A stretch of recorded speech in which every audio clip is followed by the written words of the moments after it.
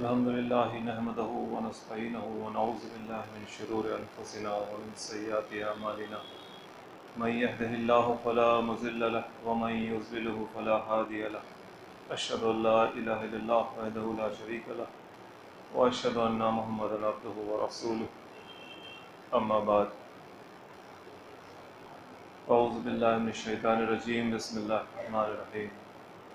بزرگوں اور دوستوں، آپ کو یاد ہوگا کہ اس سلسلے وار درس قرآن میں ہم لوگوں نے گزشتہ جمعہ تک سورہ مائدہ کی آیت نمبر 64 تک کے مضمون کو سنا تھا، اور وہ ایک ہی آیت ہوئی تھی جس میں اللہ تعالیٰ نے یہ بات جو کہی کہ کس طرح سے یہودی حضرات جنگ کی آگ بھڑکاتے ہیں اور اللہ تعالیٰ اس آگ کو بجھا دیتا ہے۔ یہ ایک ایسا سوال تھا جو بڑا جواب چاہتا تھا، اور اس جواب کو ہم لوگوں نے تلاش کرنے کی کوشش کی، سمجھنے کی کوشش کی، کیونکہ آج ہمارا جو مشاہدہ ہے وہ یہ ہے کہ یہ خاص گروہ جس کا ذکر اللہ تعالیٰ قرآن میں کر رہا ہے، یہ تو جنگ کی آگ کو بھڑکا رہا ہے، جنگ کو پھیلا رہا ہے، اور وہ جنگ رکتی بھی نہیں۔ تو پھر اللہ تعالیٰ کی بات غلط بھی نہیں۔ اس چیز کو ہم لوگوں نے بہت اچھے سمجھنے کی کوشش کی تھی کہ کس طریقے سے اللہ تعالیٰ نے رسول صلی اللہ علیہ وآلہ وسلم کے زمانے میں یہودیوں کی سازشوں کو ناکام کیا، اور جو لوگ اس میں حصے دار بنے وہ لوگ تھے، لوگوں کے ذریعے اللہ تعالیٰ نے اس آگ کو بجھایا، اور یہ جواب ہمیں مل گیا کہ لوگ جب اٹھیں گے تو وہ آگ بجھ جائے گی، جس طرح سے اللہ تعالیٰ نے کہا ہے وَقَاتِلُهُمْ يُعَذِّبُهُمُ اللَّهُ بِأَيْدِيكُمْ، تم ان سے لڑو، اللہ تمہارے ہاتھوں ان کو عذاب دے گا، تمہارے ہاتھوں ان کو عذاب دے گا۔ تو اب یہ عذاب کی دعا اس وقت ہوگی جب یہ دعا کے لیے اٹھنے والا ہاتھ یہ جب لڑنے کے لیے اٹھے گا تو عذاب ملے گا۔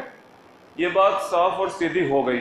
اس کی کچھ مثالیں ہم لوگوں نے سنی تھی الگ الگ اصحاب کرام کی، کہ ان لوگوں نے یہودیوں کی سازشوں کو کس طرح سے ناکام کیا تھا۔ اس میں نعیم بن مسعود کی مثال بھی بہت خاص طور پہ سنی تھی، اور وہ حدیث سنی تھی کہ الحرب خدعۃ، کہ جنگ جو ہے وہ خود اپنے آپ میں ایک دھوکہ ہے۔ کچھ لوگوں کو مغالطہ ہو جاتا ہے کہ دین میں تو جھوٹ بولنا منع ہے، جیسے نعیم بن مسعود کو جھوٹ بولنے کی اجازت دی گئی تھی۔ تو یہ بات ذہن میں رکھیں کہ اسلام میں جھوٹ بولنا بالکل منع ہے، قرآن میں منع ہے، رسول نے منع کیا ہے، لیکن رسول نے ہی جس طرح سے اللہ نے کسی غیر اللہ کو سجدہ کرنا منع کیا لیکن آدم کو سجدہ کرنے کا حکم اللہ ہی نے دیا، اسی طریق پر جھوٹ بولنے سے منع اللہ ہی نے کیا، جھوٹ بولنے سے منع اللہ کے رسول نے کیا اللہ کی طرف سے۔ اسی طریقے سے جھوٹ بولنے کی اجازت بھی اللہ کے رسول نے دی ہے۔ جنگ کے حالات، جب اسلام اور کفر کی جنگ ہو رہی ہو تو اس جنگ میں جھوٹ بولا جا سکتا ہے۔ یاد رکھیے، جب میاں بیوی میں لڑائی ہو گئی ہو اور دونوں میں پیچ اپ کرانا ہے، مصالحت کرانی، رشتہ واپس بنانا ہے، تو جھوٹ بولا جا سکتا ہے۔ اسی طرح سے لوگوں کے درمیان معاملہ خراب ہو گیا ہو اور اس معاملے کو بنانا ہے تاکہ لوگ لڑے نہیں، آپس میں ان کے دل پھٹے نہیں، تو جھوٹ بولا جا سکتا ہے۔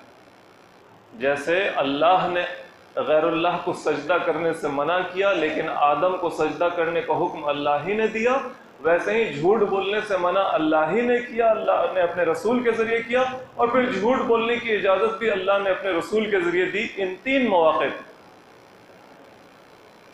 اس بات کو یاد رکھتے ہوئے آگے کی آیات ہم لوگ سنتے ہیں۔ یہ جو 64 نمبر کی آیت تھی، اس کا آخری حصہ بھی رہ گیا تھا، کہ جس میں یہ بات آئی تھی کہ وَيَسْعَوْنَ فِي الْأَرْضِ فَسَادًا، یہ لوگ چاہتے ہیں کہ زمین میں فساد مچائیں، اور ترجمے میں ہم نے بتایا تھا کہ وَيَطْلُبُونَ فِي الْأَرْضِ فَسَادًا کا ترجمہ ہے، یعنی یہ لوگ طلب ہی رکھتے ہیں اس بات کی، صرف کوشش ہی نہیں کرتے بلکہ ان کی خواہش ہی ہے اس بات کی کہ یہ زمین میں فساد مچائیں۔ اور یہ تمام کی تمام چیزیں، جیسے انٹی سیمیٹزم کی بات ہوئی تھی، غیر یہودی واد ہندی میں جس کو کہتے، یہ قرآن میں چیزیں بھری پڑی ہیں۔ ہم نے یوروپ اور امریکہ کی مثال دی تھی کہ وہاں یہ سب باتیں نہیں بتائی جا سکتی، وہاں اسلام کے نام پر آپ یہ باتیں نہیں بتا سکتے، وہاں پر صرف آپ اخلاقیات کا درس دے سکتے ہیں، وہاں پر آپ اسلامی معیشت پر، اسلامی اکنامکس پر آپ بڑے بڑے سیمینار اور سمپوزیم کر سکتے ہیں، لیکن قرآن میں جو اہل کتاب کے ساتھ معاملہ ہے، خاص کر کے یہودیوں کے ساتھ قرآن نے جو ان کو خطاب کیا ہے اور ان کے بارے میں جو باتیں بتائی ہیں، اس کو آپ یوروپ امریکہ میں نہیں بیان کر سکتے۔ آپ جن کا بھی یوٹیوب پر سنتے ہوں گے وہ نہیں بول پاتے، پہلے کوئی جاتا تھا اور بول دیتا تھا لیکن اب نہیں، اور اب تو بالکل بھی نہیں بول سکتے۔ اللہ تعالیٰ کا شکر ہے کہ اس نے ابھی تک ہم لوگوں کو یہ موقع دے رکھا ہے کہ ہم یہ باتیں سن بھی پا رہے ہیں۔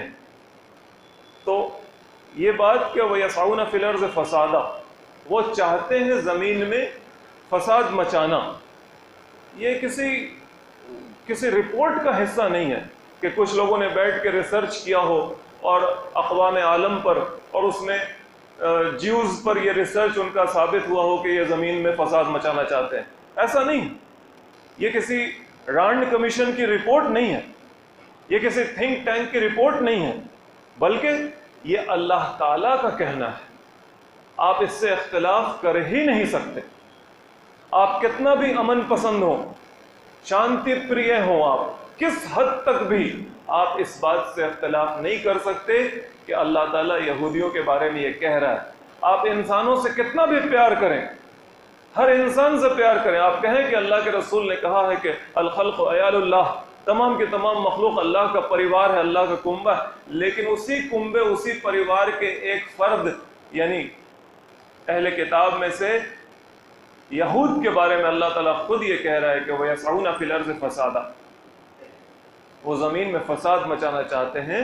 وَاللَّهُ لَا يُحِبُّ الْمُفْسِدِينَ، اور اللہ تعالیٰ مفسدوں کو بالکل پسند نہیں کرتا۔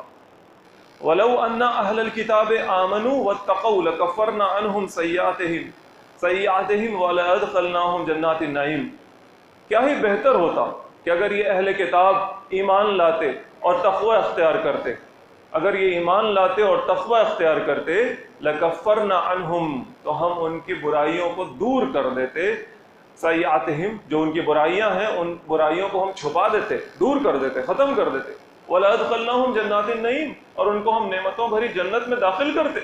ظاہر ہے ایمان اور تقوی کا جو نتیجہ ہے وہ کسی خاص گروہ کے ساتھ جٹا ہوا تو ہے نہیں کہ اگر مکہ کے لوگ، مدینہ کے لوگ ایسا کریں گے تو وہ جنت جائیں گے، بلکہ کوئی بھی وہ اپنی سابقہ روش کو چھوڑ دے، وہ کفر پر ہو، وہ گھٹیا سے گھٹیا قسم کا عمل کرتا ہو، لیکن اگر وہ اللہ کو مان لے، اس کے تقاضوں کو پورا کرے، رسول پر ایمان لے، ایمان کے جو بھی ایکسپلینیشن ہے اس کو وہ قبول کر لے، اس کے دل میں اللہ کا ڈر بیٹھ جائے، تقوی جس کو کہتے ہیں، اللہ کو حاضر ناظر جاننے لگے کہ وہ دیکھ رہا ہے، وہ سن رہا ہے، غلطیاں ہوں تو بھی وہ شرمندہ ہو، توبہ کرے، تو ظاہر ہے اس کا نتیجہ اللہ کی جنت ہے جو نعمتوں بھری ہے۔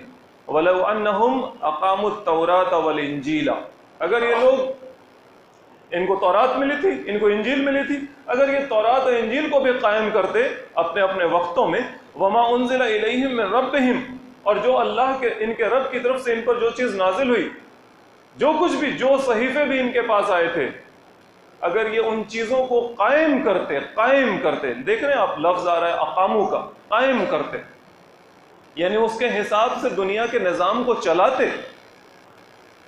اس کے حساب سے اس دنیا کو اور اس دنیا میں رہنے اور بسنے والوں کو اور اس دنیا کے اندر جو ریسورسز ہیں اللہ نے جو رکھے ہیں، ندی، نالے، پہاڑ اور یہ منرلز اور کھیت اور کھلیہان، اب تو سورج کی شعاعیں بھی یعنی سولر انرجی اور ہوا، ونڈ انرجی، سب کچھ اللہ کی طرف سے دیا ہوا ہے۔ ان سب چیزوں کا اگر یہ انتظام صحیح سے کرتے، قائم کرنے میں تمام باتیں شامل ہیں، تو پھر اللہ تعالیٰ کہتا ہے لَأَكَلُوا مِن فَوْقِهِمْ وَمِن تَحْتِ أَرْجُلِهِمْ، ان پر دھن برستا اوپر سے نیچے سے۔ یہ محاورہ ہم نے کہا، ورنہ ترجمہ اس کا یہ ہے لَأَكَلُوا، البتہ یہ کھاتے، من فوقہم، اپنے اوپر سے، ومن تحت ارجلہم، اور اپنے قدموں کے نیچے سے۔ مطلب کیا ہے؟ مطلب یہ ہے کہ ان کے اوپر سے نیچے سے ہر طرف سے، چہار طرف سے ان کے لیے خوشحالی ہوتی۔ یہ بھی یاد رکھیے کہ یہ تقاضا انفرادی نہیں ہے کہ اگر کوئی ایک آدمی اللہ کی کتاب پر عمل کرے، کوئی ایک یہودی یا ایک عیسائی ہوتا اور وہ تورات اور انجیل کو قائم کرتا اپنی زندگی میں، تو اس کے لیے اوپر اور نیچے سے دھن برستا، یہ نہیں، بلکہ یہ قوم سے مطالبہ ہے کہ اگر ایک قوم اللہ کے دین کو، اللہ کی کتاب کو اجتماعی طور پر قائم کرتی ہے تو اس کے تحت میں یہ تمام چیزیں آئیں گی نا، یہ پیڑ پودے، کھیت کھلیان، معدنیات، یہ مائنز، زمین کے نیچے جو کچھ ہے، ہوا اور سورج، اس کی روشنی، یہ سب کچھ ایک نظام کے تحت بندھے گا، ایک ویلفیئر اسٹیٹ قائم ہوگا، کلیانکاری راجیہ سماج قائم ہوگا، جس میں کوئی بھوکا نہیں رہے گا، کوئی ننگا نہیں رہے گا، کسی کے سر کے اوپر چھت نہیں ہو ایسا نہیں ہوگا، کوئی بیمار علاج کے لیے ترس رہا ہو ایسا نہیں ہوگا، کوئی بے روزگار پیسے کے لیے چوری چکاری کر رہا ہو ایسا نہیں ہوگا۔ یہی مطلب ہے اس بات کا کہ لَأَكَلُوا مِن فَوْقِهِمْ وَمِن تَحْتِ أَرْجُلِهِمْ، اوپر اور نیچے سے ان پر دھن برستا، یہ کھاتے تھے۔ مِنْهُمْ أُمَّةٌ مُقْتَصِدَةٌ وَكَثِيرٌ مِّنْهُمْ سَاءَ مَا يَعْمَلُونَ، ان میں سے کچھ لوگ ہیں جو مقتصد ہیں، معتدل ہیں، بیچ والے ہیں، صحیح اور غلط سمجھتے ہیں، صحیح راستے پر آنے والے ہیں۔ وَكَثِيرٌ مِّنْهُمْ سَاءَ مَا يَعْمَلُونَ، لیکن اکثریت ان کی وہ ہے کہ جو یہ عمل کر رہے ہیں وہ برا عمل کرنے والی اکثریت نہیں ہے۔ یہاں پر ایک رکوع ختم ہوتا ہے، یہاں سے اگلی جو آیت ہے وہ آیت بھی بہت خاص ہے۔ یا ایھا الرسول بلغ ما انزل الیک من ربک، اے رسول آپ کے رب کی طرف سے جو کچھ بھی آپ کے اوپر نازل ہوا ہے پہنچا دیجیے۔ وَإِن لَّمْ تَفْعَلْ، اگر آپ نے ایسا نہیں کیا، اگر آپ نے بات کو نہیں پہنچایا، فَمَا بَلَّغْتَ رِسَالَتَهُ، تو آپ نے رسالت کا حق ادا نہیں کیا، آپ کو رسول بنایا گیا اور اپنے رسول کا حق ادا نہیں کیا۔ یہاں پر پھر سے ہم ہمیشہ جو بتانے کی کوشش کرتے ہیں قرات کے حوالے سے، وہ ایک بات پھر سے بتا دیتے ہیں۔ آپ مصحف میں یہ لکھا ہوا پڑھیں گے جو ابھی ہم نے سنایا آپ کو، وَإِن لَّمْ تَفْعَلْ فَمَا بَلَّغْتَ رِسَالَتَهُ، اگر آپ نے ایسا نہیں کیا تو آپ نے رسالت کا حق ادا نہیں کیا۔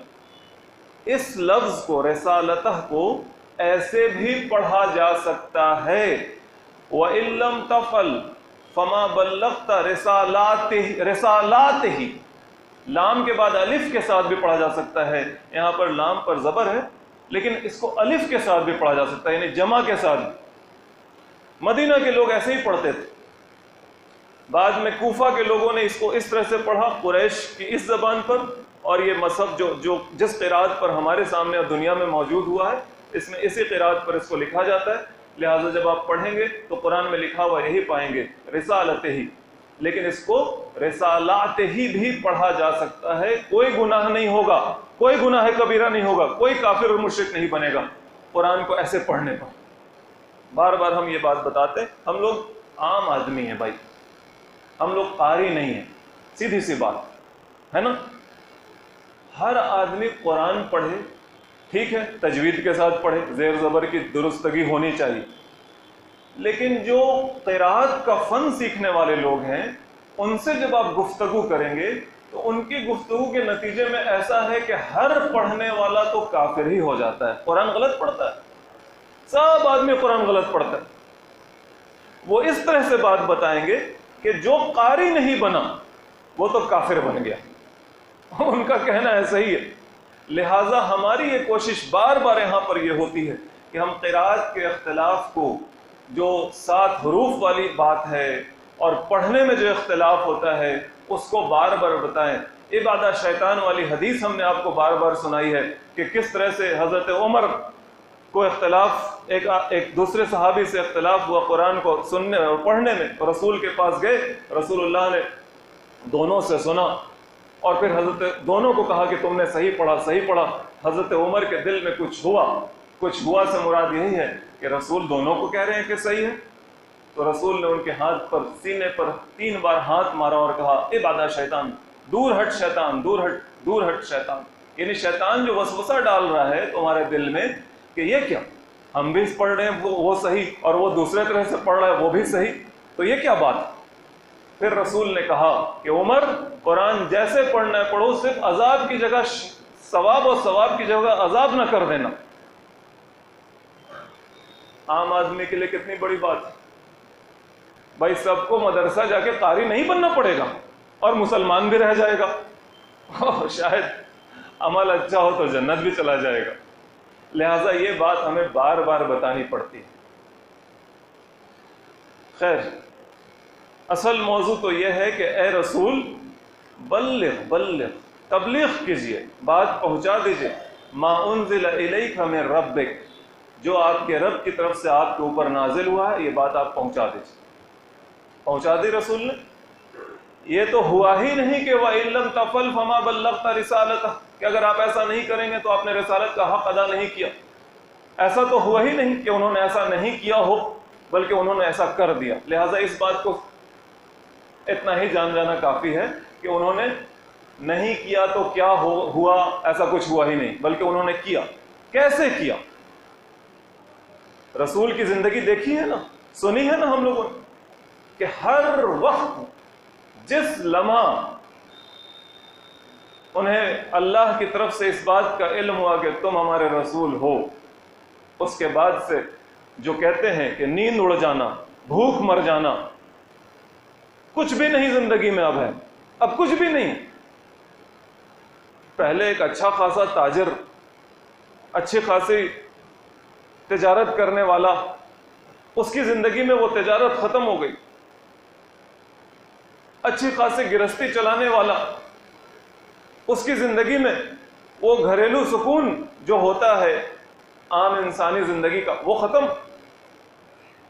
سماج میں اچھی خاصی عزت پانے والا، حق کی تبلیغ و اشاعت کرنے کے ساتھ ہی اس کی وہ عزت سماج میں جو تھی، امین اور صادق کا لقب جس کو دیا گیا تھا، اس کو لوگ کاہن اور جادوگر کہنے لگے، اس کی برائیاں کرنے لگے. اس کی زندگی کا کوئی ایک گوشہ چھوٹا نہیں، کوئی ایک گوشہ نہیں چھوٹا. پرسنل سے پرسنل ٹاپک جو ہوتا ہے، زندگی کا راز، وہ بھی دنیا جانتی، کیونکہ اسے اللہ کا حکم تھا کہ بات پہنچا دو جو کچھ بھی تم پر نازل ہو رہا ہے. اور تم اسوہ ہو نا، تم نمونہ ہو لوگوں کے لیے. دنیا میں بھانت بھانت کے لوگ ہوں گے، سب ایک مزاج کا نہیں ہوگا، سب کی طبیعت ایک سی نہیں ہوگی، سب کی پسند ایک سی نہیں ہوگی. تم کو سب کے لیے نمونہ بننا ہے. تمہاری زندگی میں سب کی پسند ہونی چاہیے، تمہاری زندگی میں سب کا مزاج ہونا چاہیے. کتنا بھاری کام ہے، کتنا بھاری کام ہے. ہر بات سنیے اور محمد کے عشق پر فدا ہوتے چلے جائیے، ہوتے چلے جائیے صلی اللہ علیہ وآلہ وسلم. ایسی شخصیت، صرف ایک ہی بات آدمی جان جائے کہ کس طرح سے انہوں نے اللہ کا پیغام دنیا کے سامنے پہنچایا. اس بات پر ہی کوئی کچھ نہ مانتا ہو، اس بات کو دیکھے تو وہ مسلمان ہو جائے، وہ مان جائے کہ ہاں ایسا تو ہو ہی نہیں سکتا تھا سوائے کہ اللہ کی مدد شامل حال، اور ایسا تو کوئی کر ہی نہیں سکتا تھا کہ وہ آدمی اگر بالکل من کا سچا نہ ہو تو ایسا کر ہی نہیں سکتا تھا. یا ایھا الرسول بلغ ما انزل الیک من ربک، آپ کے رب کی طرف سے جو کچھ بھی آپ کے اوپر نازل ہوا ہے وہ لوگوں تک پہنچا دیجیے. پہنچاتے گئے، کر کے دکھاتے گئے، زبان سے بولتے چلے گئے، ہاتھ پیر سے کر دکھاتے گئے، چہرے کے تاثرات سے دکھایا۔ اس بات پر اللہ کے رسول کا چہرہ متغیر ہو گیا۔ کتنی احادیث میں آپ سنتے ہیں چہرہ لال ہو گیا، چہرے پر تبسم آ گئی، مسکراہٹ آ گئی، چہرہ رخ انور موڑ لیا، کسی کو دیکھنا گوارا نہیں کیا، گویا چہرے سے دکھایا، ہر بات بتائی، زبان سے کہا، ہاتھ پیر سے کر کے دکھایا۔ دل میں کیا خیال ہوتا ہے وہ خیال بھی ظاہر کر دیا، میرا دل چاہتا ہے، میرا دل چاہتا ہے۔ ایسی بھی احادیث ہم لوگ سنتے چلے آئے، ہر طریقے سے پہنچا دیا۔ اور واللہ یعصمک من الناس، اللہ تعالیٰ کہتا ہے کہ اللہ تعالیٰ آپ کو لوگوں سے بچا لے گا۔ یعنی آپ اتنا بھاری کام کریں گے پہنچانے کا تو اللہ تعالیٰ آپ کو لوگوں کی سازشوں سے، لوگوں کی طرف سے جو خطرات پیدا ہوں گے ان سے بچا لے گا۔ رسول اللہ صلی اللہ علیہ وسلم کو خیال ہوتا تھا، ظاہر ہے انسان ہے، انسانی سوچ آتی ہے، یہ خیال ہوتا تھا کہ کوئی گھر پر حملہ کرے گا، کوئی جان پر حملہ کرے گا۔ مدینہ میں بھی یہ خیال ہوتا تھا، مدینہ آنے کے بعد بھی یہ خیال ہوتا تھا۔ ایک رات تو وہ یہ خیال کر ہی رہے تھے کہ باہر سے دروازے پر تلوار کی اور ڈھال کی چھن چھناہٹ سنائی دی، تو پوچھا کون ہے؟ اور باہر سے دو لوگوں نے جواب دیا، دو کا بھی نام آتا ہے، ایک کا بھی نام آتا ہے، سعد بن ابی وقاص کا بھی نام آتا ہے اور حذیفہ کا بھی نام آتا ہے، اللہ ان دونوں سے راضی ہو۔ ہم ہیں یا رسول اللہ، ہمیں یہ خیال ہوا کہ آپ کے دروازے پہ پہرا دینا چاہیے۔ کیوں خیال ہوا؟ کیونکہ آپ ایسے نہیں ہیں کہ آپ کو چھوڑ دیا جائے، آپ پر ہم اپنی جان قربان کرنے کو تیار ہیں۔ آپ کی شخصیت ایسی نہیں ہے، آپ کا کام ایسا نہیں ہے کہ آپ کو بس یوں ہی چھوڑ دیں ہم، آپ اپنے کمرے میں رہیں، اپنے گھر میں رہیں، ہم آپ کے لیے حاضر ہیں۔ پھر جب یہ بات آئی کہ اللہ تعالیٰ کہتا ہے واللہ یعصمک من الناس، اے رسول اللہ آپ کی حفاظت کرے گا لوگوں سے، تو پھر لوگ ہٹ گئے، اب پہرا دینے کی اب باڈی گارڈز کی ضرورت نہیں تھی۔ یہاں پر پھر ایک بات، اب ہم لوگوں کا تو مزاج ہی الٹا ہے، ہم لوگ کسی اللہ والے کو جب یہ دیکھتے ہیں کہ اس کے ساتھ باڈی گارڈز ہیں، اللہ والے سے مراد ہے کوئی دیندار شخصیت کو دیکھتے ہیں کہ اس کے ساتھ باڈی گارڈز ہیں، تو کہتے ہیں اس پر فوراً پھپتی کستے ہیں، تانا مارتے ہیں۔ اللہ پہ بھروسہ نہیں ہے کیا؟ باڈی گارڈ لے کے گھوم رہے ہو؟ یہ بے وقوفی والی بات ہے۔ اللہ پر بھروسہ کرنا اور تدبیر کرنا یہ دونوں ایک دوسرے کے خلاف بات نہیں ہے۔ وہ جو کہہ رہا ہے اسے کہا جائے کہاں جا رہے ہو؟ کھانا کھانے جا رہے ہیں۔ اور اللہ بھروسہ نہیں ہے کیا کہ اللہ کھانا کھلا دے گا؟ یہیں پہ بیٹھو نا۔ اس کو اپنا کھانا کھانے کے لیے گھر جانا پڑتا ہے، اس کو اللہ کو بھروسہ نہیں ہے کہ کھانا اس کو وہیں پہ مل جائے گا، کھانے کے لیے اسے گھر جانا ہے، وہ تدبیر کر رہا ہے۔ کہاں جا رہے ہو؟ بازار۔ کیوں؟ وہ سبزی خریدنی ہے، فروٹس خریدنا ہے، گوشت خریدنا ہے۔ کیوں؟ اللہ پہ بھروسہ نہیں ہے کہ سبزی گھر چلی آئے گی، فروٹس گھر چلا آئے گا؟ کہاں جا رہے ہو؟ جاب پہ جا رہے ہیں۔ اللہ بھروسہ نہیں ہے کہ گھر میں پیسہ برسنے لگے گا؟ بس کسی دیندار آدمی کو دیکھتا ہے کہ اس کے ساتھ 4 باڈی گارڈز ہیں تو کہتا ہے اللہ پہ بھروسہ نہیں ہے کیا؟ تدبیر کرنا اور اللہ پہ بھروسہ کرنا دونوں باتیں ایک دوسرے کے خلاف نہیں ہیں۔ اللہ کے رسول کے ساتھ لوگ ایسا کرتے تھے۔ اس آیت کے ساتھ اس کا آخری حصہ وہ ہے کہ ان اللہ لا یہدی القوم الکافرین، بے شک اللہ تعالیٰ کافر لوگوں کو ہدایت نہیں دیتا، صحیح راستہ ان کو نہیں دکھاتا، جس کے اندر اللہ کا انکار، اللہ سے بغاوت کا جذبہ ہوتا ہے، اللہ کے آگے جھکنا نہیں چاہتا، اپنی گردن کو لگام میں نہیں لگانا چاہتا، ایسے لوگ بھٹکتے ہی رہتے ہیں۔ انہیں راستہ نہیں ملتا۔ اس آیت پر رک جاتے ہیں ہم لوگ اور یہاں سے چلتے ہیں سورہ یوسف کی آیت نمبر 108 پر، جہاں اللہ تعالیٰ یہ ارشاد فرماتا ہے کہ اے محمد صلی اللہ علیہ وسلم آپ لوگوں سے کہیے، قل کہیے، ھذہ سبیلی، تم میری زندگی دیکھ رہے ہو ہم کیسے جی رہے ہیں، میرے صبح و شام کو تم دیکھ رہے ہو، میری پسند و ناپسند کو تم دیکھ رہے ہو، میری قربانیوں کو تم دیکھ رہے ہو، بچپن سے لے کر اسی شہر میں پیدا ہوئے مکہ میں، یہاں تم نے دیکھا کہ کیسے ہم نے جوانی گزاری ہے، فقط لبثت فیکم امورا من قبلہ، تم میری عمر دیکھ چکے ہو اس سے پہلے، ایک عمر ہم گزار چکے ہیں تمہارے درمیان، جس طرح سے سورہ یونس میں اللہ تعالیٰ نے کہا رسول کی طرف سے کہ کہیے کہ میں تمہارے درمیان ایک عمر گزار چکا ہوں، یعنی میرا ریکارڈ تو تم دیکھ ہی رہے ہو، اور پھر اب کی میری زندگی دیکھ ہی رہے ہو، یہی میرا راستہ ہے، ھذہ سبیلی، یہی میرا راستہ ہے، یہی میرا راستہ ہے، میرے راستے سے اختلاف ہے، میری پسند نہیں ہے، میرا جینا اچھا نہیں لگتا، میرا اٹھنا بیٹھنا اچھا نہیں لگتا، میرے فیصلے پسند نہیں ہیں، لیکن راستہ میرا یہی ہے، تمہیں پسند ہو یا ناپسند ہو یہ جان جاؤ کہ ھذہ سبیلی، یہی میرا راستہ ہے، یہ راستہ مجھے اللہ نے سجھایا ہے، یہ راستہ مجھے اللہ نے بتایا ہے، یہ راستہ مجھ پر اللہ تعالیٰ نازل کرتا ہے قرآن کے ذریعے۔ اور سنو، ادعو الی اللہ علی بصیرۃ، میں اسی راستے کی طرف دعوت دیتا ہوں پوری بصیرت کے ساتھ، کوئی دیوانگی مجھ پر نہیں طاری ہوئی ہے، جیسے کسی کو آپ کہتے ہیں نا کہ کسی بات کے لیے وہ فینیٹک ہو گیا ہے، یا ایک چیز ہے بس دماغ پر چڑھ گئی ہے، دماغ دوسری بات سوچتا ہی نہیں، سمجھتا ہی نہیں بھائی، ایسی بات نہیں ہے، یہ کوئی فینیٹک کلٹ نہیں ہے، یہ کوئی ڈرفٹڈ سیکٹ نہیں ہے، اسلام بصیرت کے ساتھ، پوری دلیل، پوری سوجھ بوجھ، ہر بات کے مدلل جواب کے ساتھ، ریزن کے ساتھ، reason, there is a reason everything،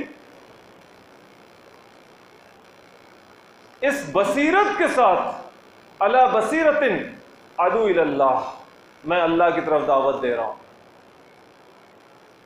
یہی میرا جینا ہے، یہی میرا راستہ ہے، اور پوری بصیرت کے ساتھ، دماغ گھوما نہیں ہے میرا،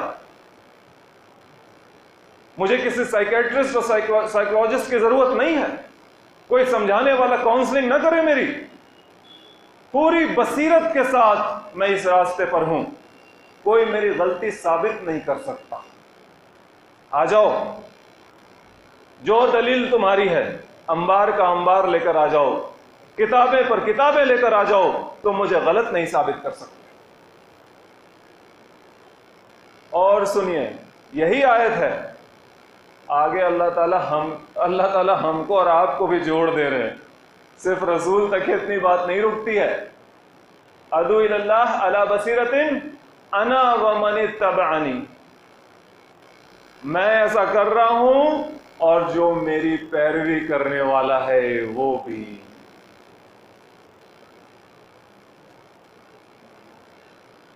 ایک بار اس مسجد میں ایک صاحب آئے تھے، بہت سال پہلے کی بات ہے، انہوں نے ان کو جمعہ کی تقریر کرنے کا موقع دیا گیا تھا، اور جذباتی تقریر تھی ان کی، ہم بیٹھ کے تقریر کر رہے تھے، اس میں انہوں نے کچھ کہا جنت وغیرہ کے بارے میں، پھر کہا کہ کون کون لوگ جنت جانا چاہتے ہیں ہاتھ اٹھائیے، اور جب سی بات ہے بھائی، اچھا خاصا آدمی بیٹھا ہوا ہے، عمر دراز آدمی، پڑھا لکھا آدمی، ہر طرح کا آدمی ہے، چھوٹے بچے تو سب ہے نہیں کہ ہاتھ اٹھا دیا ماسٹر صاحب نے کہا، لیکن ان کا انداز تھا۔ اسی بات پر ہم ابھی یہ کہہ رہے ہیں، ہم ویسے بے وقوفی نہیں کر رہے ہیں، لیکن ہم یہ کہہ رہے ہیں کہ ہم میں سے کون ہے، ہاتھ نہیں اٹھانا ہے، بس بات یہ کہہ رہے ہیں کہ ہم میں سے کون ہے جو رسول کی اتباع کرنے والا، ہاتھ اٹھائے۔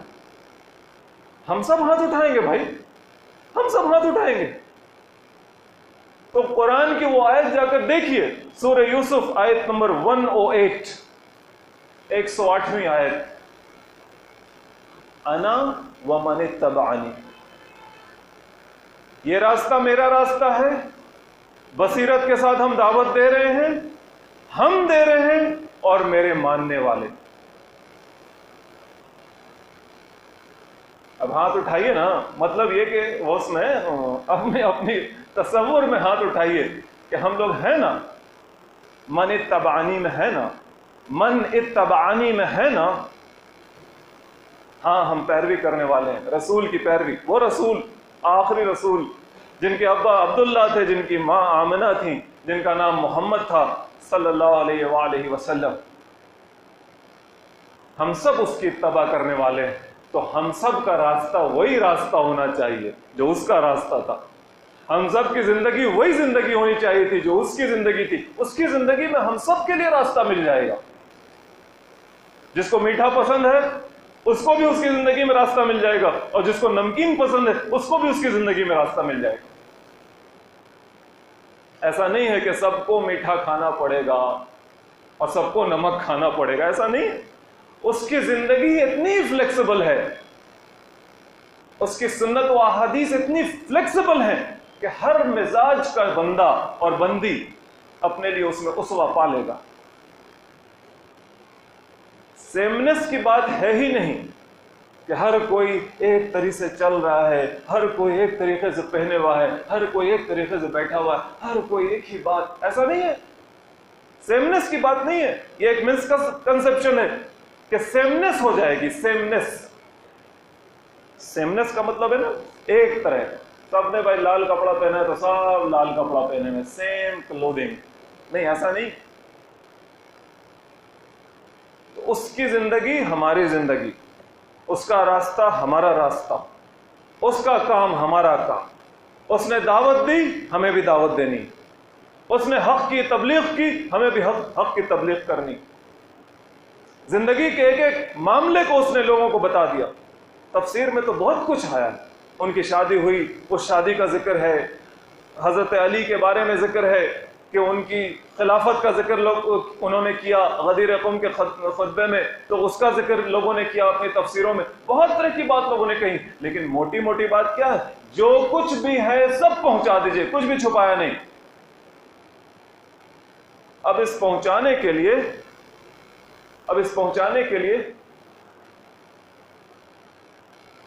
شرط کیا ہے؟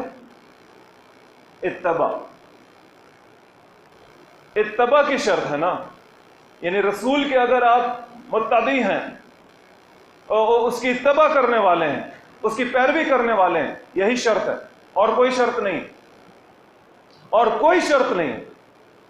آپ نے مدرسے سے پڑھائی کی ہے کہ نہیں، آپ کے پاس سند ہے کہ نہیں، کوئی شرط نہیں ہے۔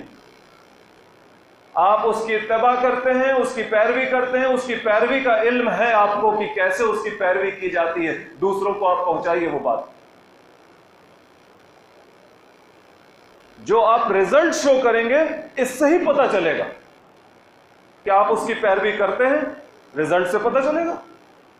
بہت سارے لوگ ایسے رہے دنیا میں جنہوں نے اپنے رزلٹ سے یہ دکھایا کہ وہ اس کی اتباع کرنے والے ہیں، اور لوگوں نے ان کی بات سنی اور مانی۔ ابھی جہاں سے لڑائی ہوئی، یہاں کی وہاں سے لڑائی ہوئی، وہاں کی ایک بڑی جماعت ہے جمعیت علماء نام تو کہیں نام نہیں لینا چاہ رہے تھے، لڑائی ہوئی جہاں سے، وہاں ہے جمعیت علماء، مولانا لوگوں کی پارٹی۔ اس کے غالباً 1964 سے 68 میں ایک امیر صاحب تھے، ان کا نام تھا مولانا عبداللہ درخواستی۔ مولانا عبداللہ درخواستی بھائی وہ کہیں کے مولانا مولوی نہیں تھے، کسی مدرسے سے پڑھے ہوئے نہیں تھے، لیکن اپنی زندگی سے رسول کی اتباع کر کے انہوں نے دکھایا، اور لوگوں نے ان کو سر چڑھایا اور ان کو مولانا لوگوں کی پارٹی کا امیر بنا دیا۔ اسی جگہ ایک اور صاحب تھے، وہ بھی کسی مدرسے وغیرہ سے پڑھے ہوئے نہیں تھے، جن کا قصہ ہم نے یہاں پہ سنایا ہے، ٹوپی والا، کہ وہ ٹوپی نہیں پہنتے تھے۔ مولانا عطا اللہ شاہ بخاری صاحب کھلے سر رہتے تھے، اور وجہ بھی بتائی تھی، وہ کہتے تھے کہ بھائی انگریز، ٹوپی عزت کی نشانی ہے، انگریز نے ہماری عزت چھین لی، ہم غلام ہیں، ٹوپی پہن کے کون سی جھوٹی عزت دکھائیں، جب تک انگریز کی غلامی سے نکلیں گے نہیں ٹوپی نہیں پہنیں گے. ان کو امیر شریعت بنایا گیا. امیر شریعت ادھر والا نہیں، بہار اور اڑیسہ بنگال میں جو ہے امام شریعہ، اس کا امیر شریعت نہیں، ادھر والے جہاں کا آپ لوگ یوٹیوب دیکھتے ہیں، جہاں کے مولانا کو فالو کرتے ہیں. امیر شریعت بھی بنایا کس نے؟ ایک بہت بڑے عالم نے، مولانا انور شاہ کشمیری صاحب نے. حافظ حدیث کا خطاب بھی دیا، جبکہ وہ کسی مدرسے کے مولوی نہیں تھے، کسی کے سامنے انہوں نے بیٹھ کے پڑھا نہیں تھا. علم تھا، علم حاصل کیا تھا، پہنچ گئے. آپ نے مولانا اشرف علی تھانوی صاحب کا نام سنا ہے، آپ نے مولانا قاسم نانوتوی صاحب کا نام سنا ہے، آپ نے مولانا رشید احمد گنگوہی صاحب کا نام سنا ہے. یہ سب دارالعلوم دیوبند کے بڑے لوگ، قائم کرنے والے لوگ. ان سب کے جو پیر اور مرشد تھے حاجی امداد اللہ صاحب مہاجر مکی، صوفی بزرگ، کہیں پڑھے ہوئے نہیں تھے، کسی مدرسے کے پڑھے ہوئے نہیں تھے، کوئی سند نہیں تھی ان کے پاس. یہ سب ان کے مرید تھے. 1400 کتاب لکھنے والے مولانا اشرف علی تھانوی صاحب ان کے مرید تھے، ان سے سیکھتے تھے. علم تھا. علم دیکھا جاتا ہے، آؤٹ پروڈکٹ کیا ہے، ریزلٹ شو کیا کر رہا ہے، یہ اس کے بعد اس ریزلٹ سے اس کی اہمیت واضح ہو جاتی. یہ سب تو ہو گئی مولانا مولوی کی مثال. آج تھوڑا سا ٹائم اور لے لیجئے نا، بگڑیے نہیں. آپ کو 2 میڈیکل سائنس کی مثال دیتے ہیں. 1978 میں ایک بچہ پیدا ہوا اٹلی میں. ایک میاں بیوی تھے، ان کا ایک بچہ پیدا ہوا. میاں کا نام تھا اگسٹو اوڈون اور بیوی کا نام تھا میخائلا اوڈون. بیٹا پیدا ہوا، نام رکھا ان لوگوں نے لورینز اوڈون. بچے کو ایک خاص بیماری، ایک نروس ڈس آرڈر، ALD اس کو کہتے ہیں، ایڈرینو لیوکوڈسٹروفیا، دماغ پہ اثر کرتا ہے، زیادہ دن بچہ جی نہیں پاتا ہے. ماں باپ بچے سے بہت محبت کرتے تھے. باپ ورلڈ بینک میں اکنامسٹ تھا، بہی کھاتا، پیسے کا حساب کتاب کرنے والا. ماں باپ جٹ گئے اس کا علاج ڈھونڈیں گے. بہی کھاتا لکھنے والا آدمی، پیسے کوڑی کا حساب کرنے والا آدمی، اس نے دنیا بھر میں کتابیں، دنیا بھر کی میڈیکل سائنس کی کتابیں پڑھی، جمع کی، اور ایک علاج، قریب تر علاج ڈھونڈا جس کو لورینزو آئل کے نام سے آج دنیا جانتی ہے.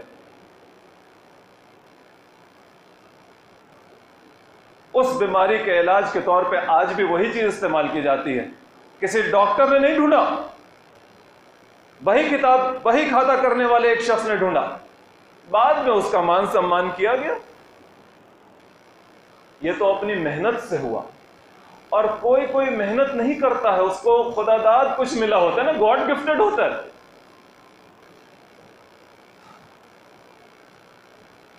انیس سو 20 وغیرہ میں ایک عورت پیدا ہوئی امریکہ کے بالٹیمور شہر میں، افریقن امریکن عورت، کالی نسل کی، اوباما والی. 1951 میں اس کو بیماری ہوئی، علاج کے لیے گئی ہاسپٹل.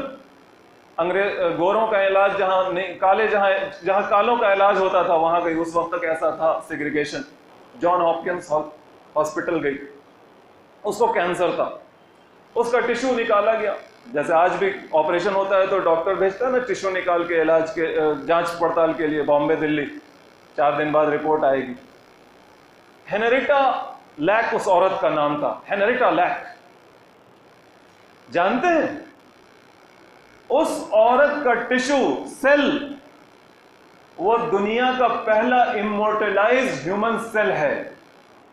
ریسرچ کرنے کے لیے آدمی کے جو سیل چاہیے ہوتا ہے وہ کچھ دن میں لیبوریٹری میں مر جاتا ہے، ختم ہو جاتا ہے، سیل مر جاتی. لیکن اس عورت کی سیل 1951 سے آج تک زندہ ہے. 11,000 پیٹنٹ ہیں، 11,000 ریسرچ چل رہا ہے اس پر. یہ پولیو سب اسی کے سیل پر ریسرچ کر کے نکلا ہے. اس عورت کو کیا پتا، وہ تو مر گئی اسی وقت. کینسر تھا، مر گئی. اس کی فیملی کو بھی نہیں پتا. 1975 میں جا کے پتا چلا کہ اس کے اماں کے سیل سے دنیا میں اتنا بڑا فائدہ ہو رہا ہے، میڈیکل سائنس میں اتنا کچھ ہو رہا ہے. تو یہ کیا تھا؟ یہ خدا داد تھا، اللہ کی طرف سے تھا. سب نے کیا کیا؟ پہنچا دیا. اگسٹو اوڈون نے بھی لورنزو آئل بنایا تو چھپا کے گھر میں نہیں رکھا، پہنچا دیا. ہینریٹا لیک، اس کی سیل، اس سے دنیا میں آج تک ریسرچ چل رہا ہے تو چل رہا ہے، بات پہنچ رہی ہے تو پہنچ رہی ہے. یہی پہنچانا تھا، یہی پہنچانا ہے. اتباع کیجئے رسول کی، رزلٹ دکھائیے کہ آپ پہنچا سکتے ہیں. You have the capacity, you have that knowledge, you have that courage. کیونکہ نالج اور کیپیسٹی کے ساتھ کریج بھی چاہیے نا، ہمت بھی چاہیے پوری بات پہنچانے کے لیے. بخراتی کرنے سے، زبان چلانے سے صرف نہیں کچھ ہوتا، جی کے دکھانا پڑتا ہے. جی کے دکھائیے کہ آپ محمد کے ماننے والے ہیں صلی اللہ علیہ وسلم. آپ بول کے دکھائیے، آپ کر کے دکھائیے، اور جو دکھائیے اس سے پتہ چلے گا کہ آپ اس کے ماننے والے ہیں. یہ حکم، اس حکم پر عمل کرنے کے لیے کوئی شرمندگی نہیں ہونی چاہیے. وآخری دعوانا ان الحمدللہ رب العالمین.